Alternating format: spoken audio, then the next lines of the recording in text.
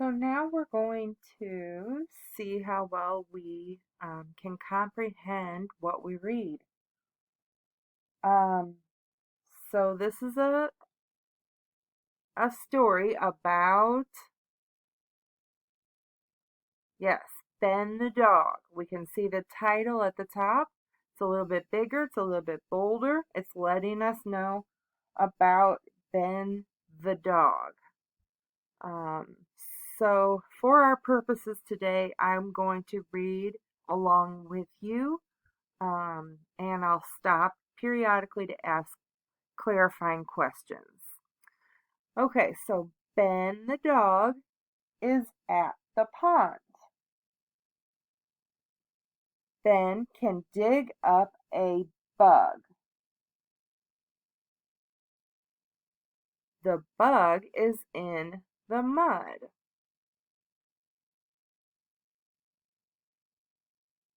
Ben can let the bug run. So do you remember where Ben is again? Yes, he's at the pond.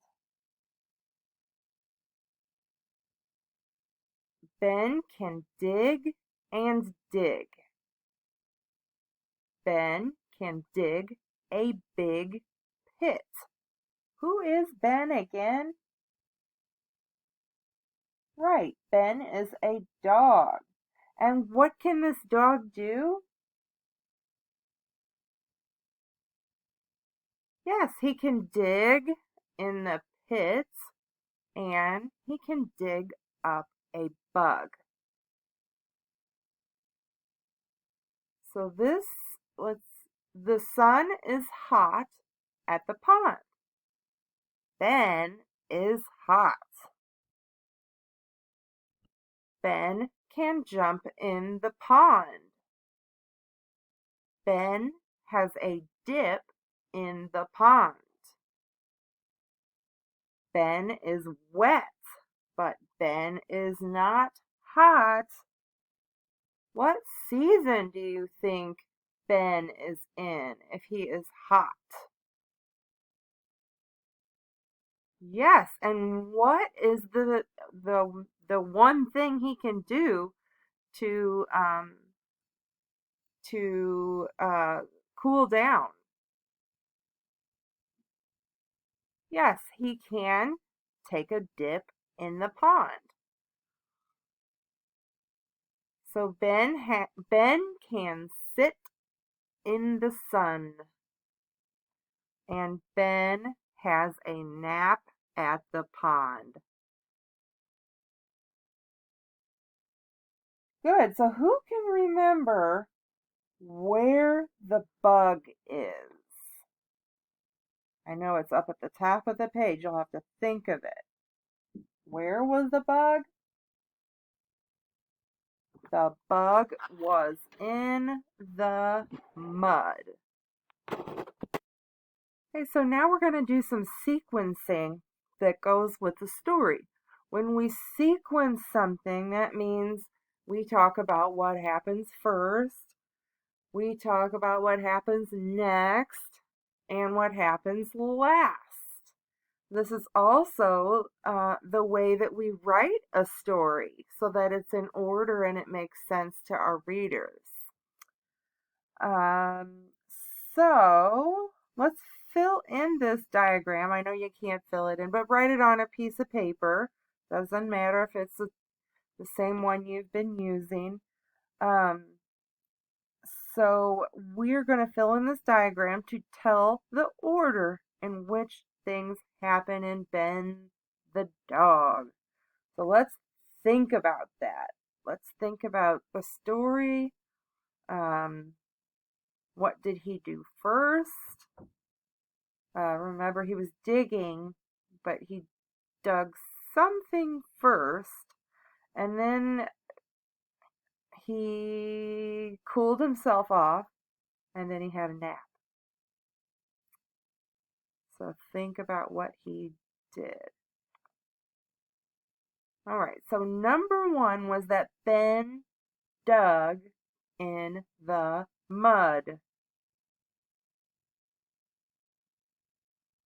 And the way that they wrote that sentence, they have two words that have the short U sound. Ben dug in the mud. So then in the middle of the story, Ben had a dip in the pond.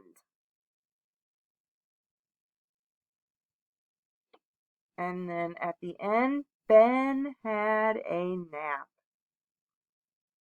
And who can remember who is Ben? That's right, he's a dog.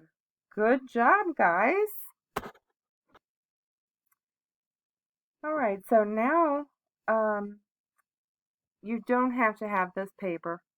If you would like, you can like make two columns, one for sounds and one for words. But it isn't necessary to have this paper. I just have it up there kind of for a visual. So we're going to be working with sounds, and the first sound I'd like you to say is eh. What letter makes the eh sound? That's right, it's E. Write the letter on your palm as you name it. And now write the letter E on your paper, naming the letter as you write. So look at what you just wrote. What is the name of the letter? It is E. And what sound does E make? Eh, that's right. So now we're going to take a look at some other letters and sounds and do the exact same thing. First sound is ah. So what letter makes the sound ah? It's O. And I. What letter makes the sound I? It is I. Next one is ah. And which letter makes the sound ah? It's E, or I'm sorry, it's A. Sorry about that. And then the next sound is ah. And what letter makes the sound U. Next sound is eh. And what letter makes the sound eh? It is E. Oh, there's a consonant here. What letter makes the sound D? That's right, the letter D. That's funny. They put a consonant in there to trick you. And the next sound is B, which is the letter B. And I, which is the letter I. And E, which is the letter E. Okay. Now I would like you to say went. And then try tapping out the sounds and that word went.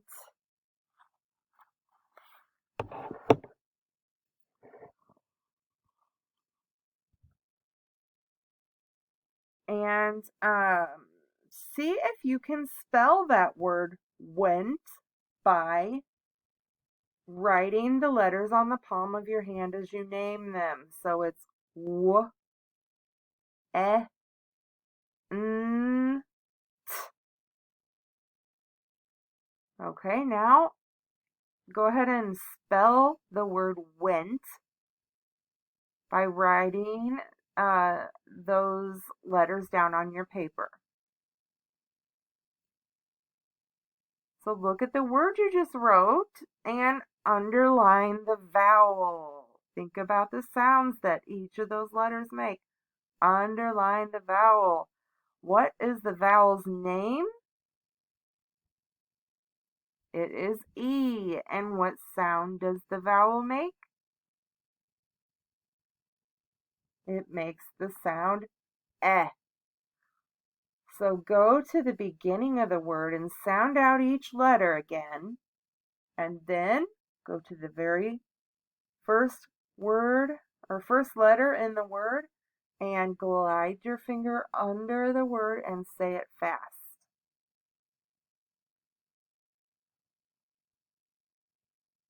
Okay, so now we're going to do the same thing with a few other words. The first word is wet, so say wet.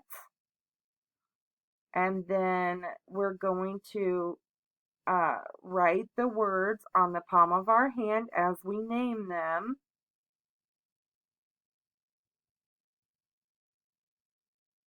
And then we're going to write that word on the paper.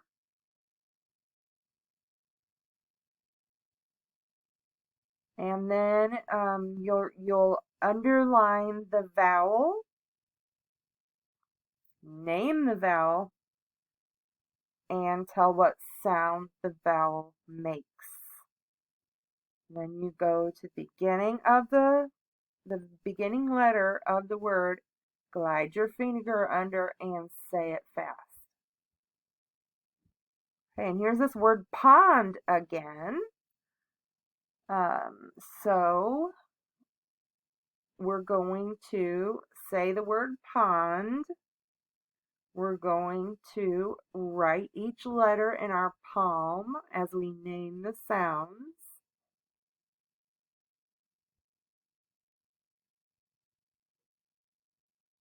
And then we will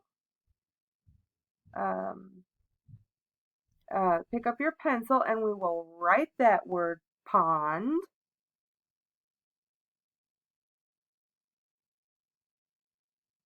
We're going to underline the vowel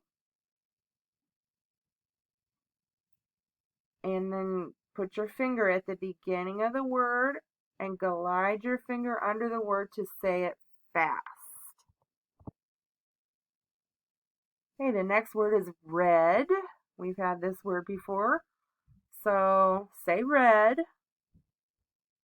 Then we will write the words on our palm as we name them, or write the letters on our palm as we name them.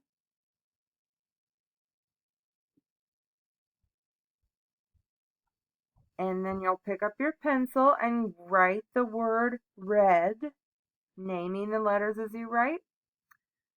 Then you will underline the vowel, name the vowel, and tell what sound it makes. Then put your finger at the beginning of the word and skim the word and say it fast. Okay, so this is our last step in our last video. So I'm going to give you the words and let you do that practice again on your own. So the words are scent and big, swam, dog, and men. So just follow those same steps with those words. And you guys are awesome, and I'll see you again next week.